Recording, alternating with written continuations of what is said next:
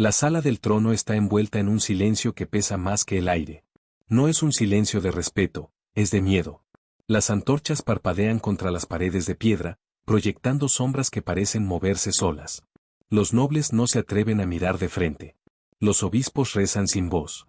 Las damas de la corte se cubren la boca, temiendo gritar. En el centro del salón, hay un trono vacío. O al menos eso parece.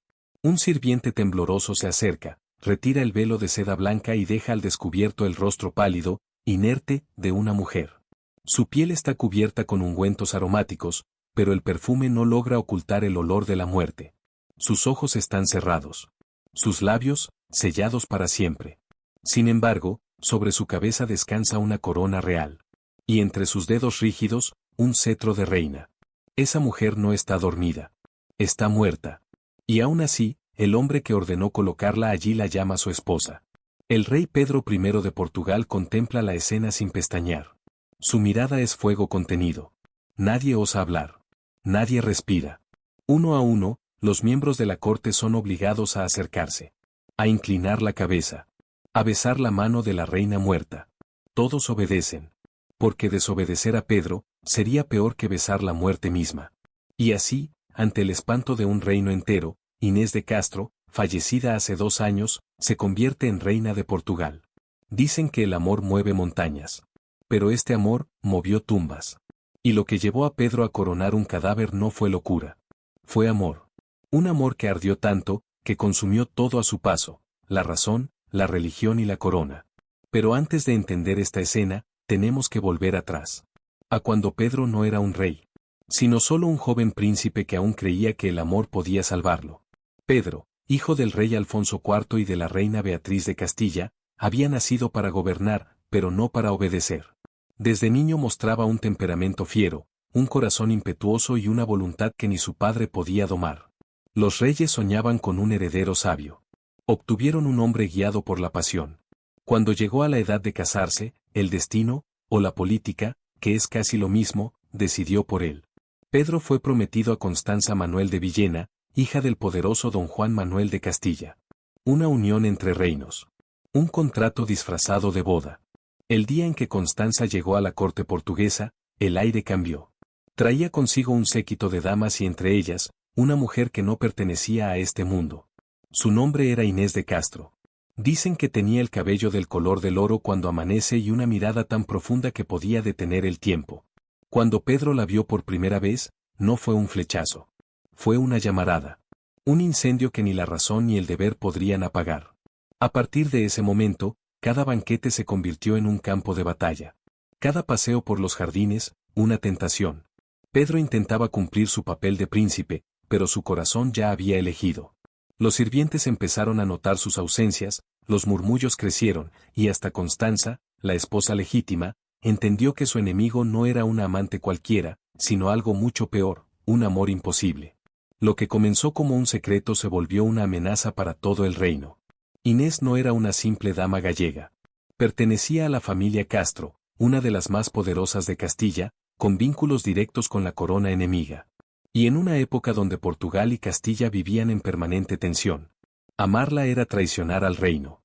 Pero Pedro no escuchaba razones. La diplomacia era cosa de su padre. El amor, cosa suya.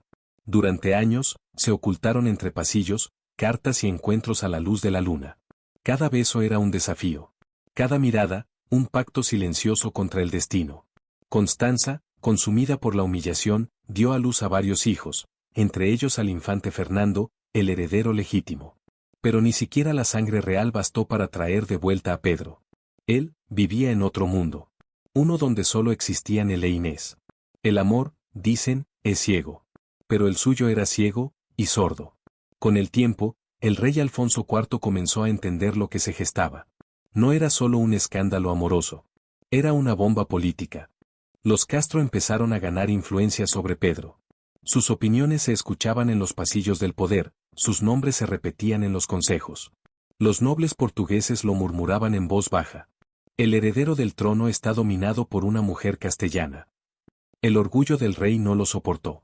Y en un intento desesperado por salvar la estabilidad del reino, o tal vez solo su autoridad, decidió actuar. En 1344 ordenó el exilio de Inés de Castro. La enviaron a Alburquerque, en la frontera con Castilla. Era el fin. El amor debía apagarse con la distancia. Pero no. Pedro abandonó la corte y fue tras ella. Renunció a sus deberes, a su título, a su futuro como rey, por amor. El príncipe que debía gobernar Portugal eligió el corazón antes que la corona. Y cuando regresaron a Coimbra, no regresaron derrotados. Regresaron más fuertes, más desafiantes, más unidos que nunca. Desde entonces, vivieron como marido y mujer en una finca rodeada de bosques y fuentes, la Quinta das Lágrimas. Allí nacieron 4 hijos. Allí juraron amor eterno. Allí también empezó su condena.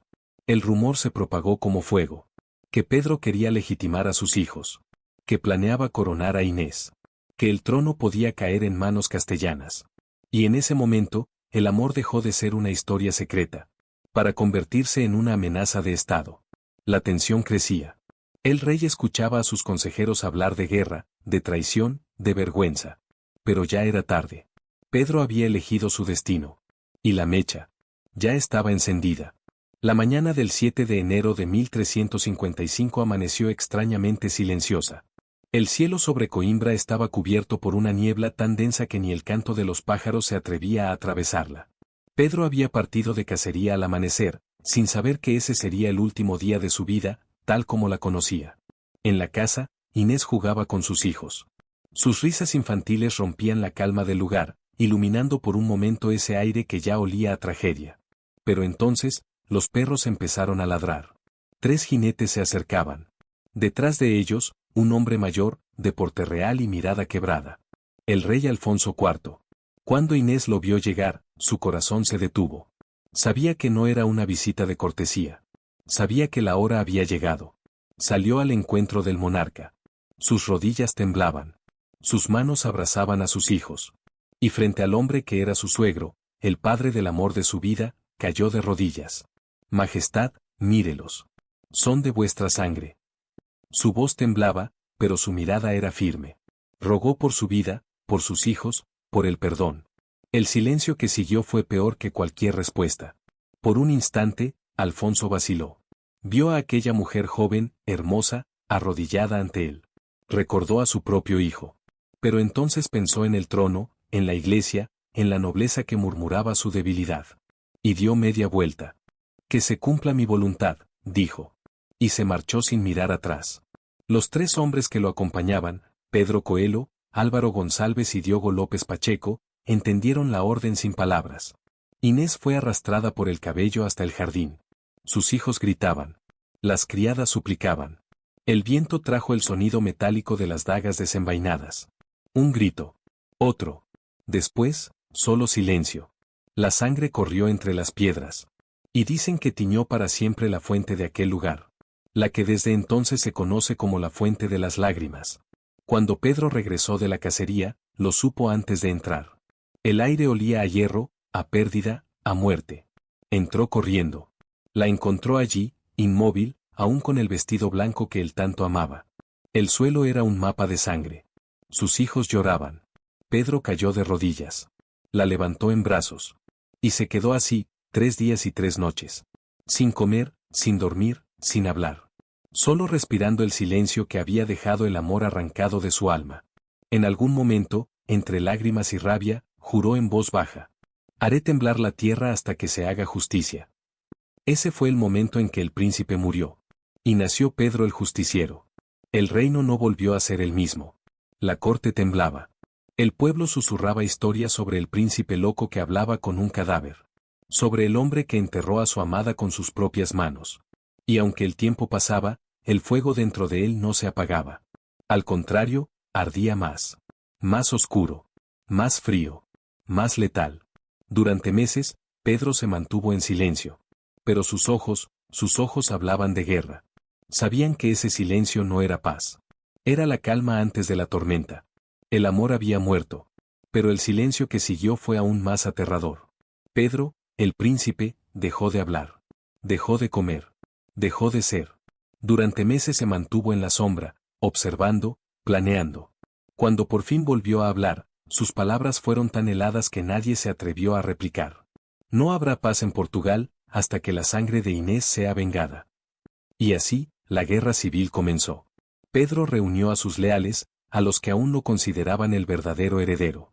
Desde Coimbra hasta las fronteras del norte, encendió el fuego de la rebelión. El reino se fracturó, padre contra hijo, rey contra príncipe, justicia contra corona.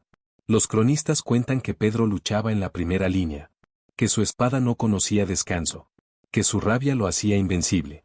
Los pueblos ardieron. Las aldeas fueron saqueadas. Los estandartes del rey Alfonso se desmoronaban ante el peso del hijo que había perdido el amor y la razón. Por meses, Portugal fue un campo de fuego. Padre e hijo se enfrentaban no solo por el poder, sino por algo más profundo, el alma de una mujer que ya no existía. Pero incluso las guerras más sangrientas se agotan. Fue la reina Beatriz, madre de Pedro, quien logró lo imposible. Con lágrimas en los ojos, intercedió entre ambos. Padre e hijo se encontraron frente a frente por última vez. Nadie sabe qué palabras se dijeron. Solo que Pedro salió de esa reunión con los ojos secos y la voz apagada. Y que el rey, pocos meses después, enfermó. El 28 de mayo de 1357, Alfonso IV murió. Los libros dicen que fue una muerte natural. Pero las leyendas dicen otra cosa. Cuentan que Pedro había esperado pacientemente, que durante años buscó el veneno perfecto, que lo sirvió en una copa de vino, durante una cena de reconciliación, y que cuando su padre brindó por la paz, Pedro sonrió por primera vez en años. Nadie lo comprobó jamás. Solo quedó el rumor. Y en la historia de los hombres, los rumores son semillas que florecen eternamente. Con la muerte de su padre, Pedro ascendió al trono. Y su primer acto como rey no fue coronarse con oro, sino con venganza. Mandó buscar a los 3 hombres que habían ejecutado a Inés. Uno de ellos, Diogo López Pacheco, escapó a Francia. Pero Pedro Coelho y Álvaro González fueron capturados en Castilla y entregados al rey. Fueron encadenados y llevados ante él, en una sala donde el silencio cortaba como un cuchillo. Pedro no gritó. No insultó. Solo los observó con una calma que daba más miedo que la rabia. ¿Sabéis por qué estáis aquí?, preguntó. Los hombres no respondieron. Entonces, el rey ordenó que se les abriera el pecho, y que se les arrancara el corazón. Uno por el frente, el otro, por la espalda. Cuando los verdugos cumplieron la orden, Pedro se levantó, caminó entre los cuerpos, y mirando los corazones palpitantes dijo: «Mirad, así late el corazón de un traidor». El eco de esas palabras retumbó en toda Europa. Para algunos, fue un monstruo. Para otros, un dios de justicia. Pero para todos, fue el rey que amó tanto, que convirtió la venganza en religión. Sin embargo, algo cambió después de esa noche. Pedro no volvió a sonreír. No volvió a mirar el sol. Solo visitaba una y otra vez la tumba de Inés. Como si buscara algo que ni la muerte ni la sangre habían podido devolverle. Porque la justicia había sido servida. Pero el alma del rey ya estaba condenada. Si has llegado hasta aquí, no te vayas. Porque lo que Pedro hizo después, lo que convirtió su historia en leyenda, fue un acto tan perturbador, tan imposible de creer, que los historiadores aún se debaten si fue locura o amor puro. Han pasado 5 años desde la ejecución de Inés. 5 años desde que el amor fue arrancado del pecho de un hombre y reemplazado por la piedra fría del poder. Pedro ahora es rey de Portugal. Gobierna con justicia, dicen. Castiga con equidad. Protege a los pobres y condena a los abusos. Pero en las noches, cuando el rey no duerme, el justiciero deja paso al hombre. Al viudo que todavía habla con una tumba. Los sirvientes cuentan que a veces se escuchan pasos en los pasillos del palacio. Y la voz del rey susurrando un nombre entre sollozos. Inés. Durante años, Pedro visita el convento de Santa Clara, donde yace su amada. Se arrodilla frente a su sepulcro, acaricia la piedra fría y murmura promesas que ya nadie debería oír. Pero un día, algo cambia. El rey ordena silencio en todo el palacio.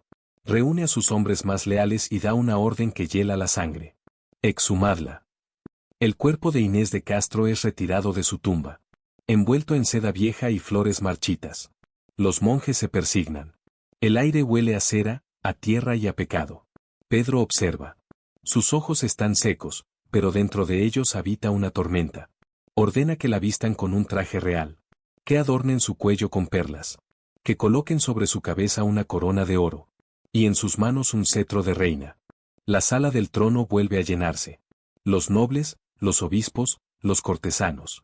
Todos están allí. Pero esta vez no hay música, ni vítores, ni aplausos. Solo miedo.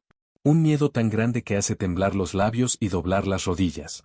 Frente a todos ellos, Pedro ordena colocar a Inés en el trono. Sus velos caen como nieve muerta sobre la alfombra. La piel blanquecina brilla a la luz de las antorchas. Y con voz firme, el rey declara: Esta es vuestra reina, vuestra legítima soberana, la que amé en vida, y amo más allá de la muerte. El silencio dura una eternidad. Hasta que el rey señala con la mano: Acercaos, rendidle honor. Uno a uno, los miembros de la corte avanzan, temblando. Algunos lloran, otros contienen el vómito. Pero todos obedecen. Todos inclinan la cabeza. Y besan la mano del cadáver coronado. El sonido seco de los labios tocando la piel muerta resuena como un eco maldito. Nadie olvida ese sonido. Nadie se atreve a hablar jamás de lo que vio ese día. Dicen que fue locura. Otros, que fue amor en su forma más pura. Pero lo cierto es que aquel acto selló el destino de ambos para siempre. Tras la ceremonia, Pedro ordenó un cortejo fúnebre que cruzó más de 100 kilómetros, desde Coimbra hasta Alcobaça, iluminando la noche con miles de antorchas. El cuerpo de Inés fue llevado en una procesión lenta, solemne, infinita. Los campesinos lloraban al verla pasar. Los soldados se arrodillaban. Y el pueblo murmuraba: Ella es la reina muerta, y él, el rey que la amó demasiado. Cuando el cortejo llegó al monasterio, Pedro ya lo había preparado todo. Mandó esculpir 2 tumbas de mármol blanco. No una al lado de la otra, sino enfrentadas. Para que cuando llegara el juicio final, lo primero que vieran al despertar fueran sus rostros. Y así lo hizo. Inés fue sepultada frente a Pedro. 2 cuerpos. 2 almas. Un amor que ni la muerte pudo separar. Hoy, más de 7 siglos después, sus sepulcros aún están allí. Majestuosos, intactos, desafiando al olvido. Y cada visitante que los contempla, siente lo mismo. Que la historia de Pedro e Inés no fue solo amor. Fue obsesión, fue justicia, fue condena. Porque Pedro no solo coronó a una muerta, coronó al amor. Y lo convirtió en eternidad. Si este relato te estremeció tanto como a quienes lo vivieron hace siglos, suscríbete y comparte este video para que la historia de Pedro e Inés siga viva. Más allá del tiempo. Más allá de la muerte. Déjanos en los comentarios. ¿Crees que Pedro fue un loco, o un hombre que amó demasiado? Después de la procesión, después de la coronación del cadáver, Portugal despertó distinto. Algunos decían que el reino había enloquecido con su rey. Otros, que por fin tenía un monarca justo, aunque roto. Pedro I gobernó 10 años. Era temido y respetado a partes iguales. Castigaba a los nobles con la misma dureza que a los campesinos. Repartía justicia sin importar títulos ni linajes. Y, cuando lo creía necesario, recorría su reino disfrazado de aldeano para escuchar al pueblo con sus propios oídos. Por eso lo llamaron Pedro, el justiciero. Pero detrás del rey fuerte, seguía habitando el hombre herido. A veces se le veía caminar solo por los jardines del palacio, hablando con el viento, o mirando hacia el horizonte, como si buscara a alguien entre las nubes. Sus consejeros decían que dormía poco, que despertaba en mitad de la noche murmurando el nombre de Inés, y que, más de una vez, había ordenado abrir las puertas de Alcobaça solo para pasar horas frente a su tumba. Con los años, su cuerpo empezó a debilitarse. En enero de 1367, Pedro enfermó. Su respiración era corta, su voz débil, pero su voluntad, intacta.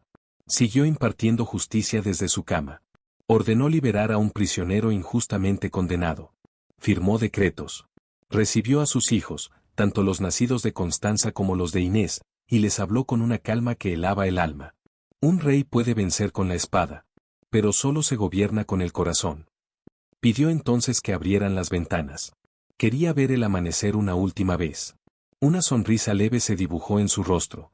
Y con un suspiro que fue mitad alivio, mitad despedida, Pedro I de Portugal cerró los ojos para siempre. Tenía 46 años.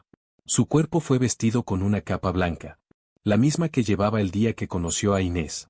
Fue llevado en procesión hasta Alcobaça, donde lo esperaban las 2 tumbas enfrentadas. Y allí, frente a ella, fue sepultado, cumpliendo su última voluntad. Que cuando llegara el día del juicio final, al abrir los sepulcros, Lo primero que vieran fueran sus ojos encontrándose de nuevo.